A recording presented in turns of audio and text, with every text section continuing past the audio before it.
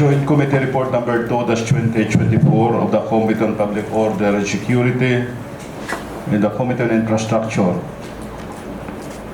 relative to privileged speech. This representation entitled Pulling Debris from UFO. The subject matter was jointly referred to the Committee on Public Order and Security as the lead committee and the Committee on Infrastructure during the 122nd regular session of the 14th Sangguniang Panlalawigan and transmitted by the Secretary to the Sangguniang to the Chairman of the lead committee on December 11, 2024 for study report and recommendation.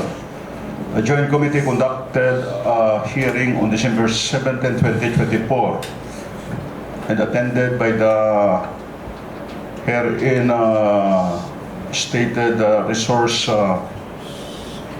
persons, members of the committee, and representatives of other committee members. Madam Chair, this is a lengthy report. May I be allowed to report may I be allowed to go directly to the recommendation? Okay lang? Yeah, okay. Please proceed, Board.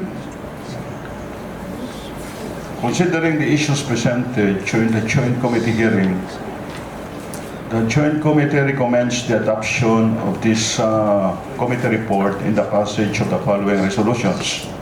Number 1, resolution urging the International Builders Corporation to review and, if necessary, revise its construction repair safety plan and to ensure its strict implementation under the supervision, monitoring, and control of a qualified safety officer to prevent further incidents of falling debris in the ongoing repair of the Ongka flyover.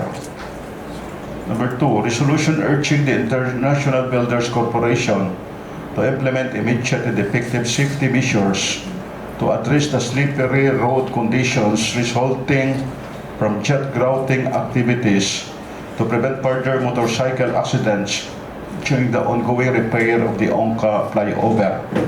Number 3, resolution urging Engineer Sunny Boy O. Oropel, Department of Public Works and Highways, DPWX Regional Director, to assign personnel in charge of construction safety to regularly monitor and ensure the implementation of the construction repair safety plans embodied in the Occupational Safety and Health Program during the repair of Ongka flyover.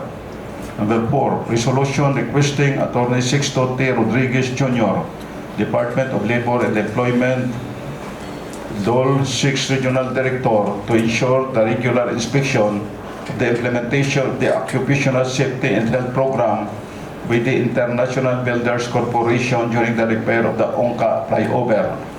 And number 5, resolution urging the International Builders Corporation to assign safety officer who shall be present at all times at the project site and regularly conduct the toolbox meetings to keep construction workers informed of safety and operational matters and to increase their awareness of potential hazards and dangers during the repair of Ongka flyover.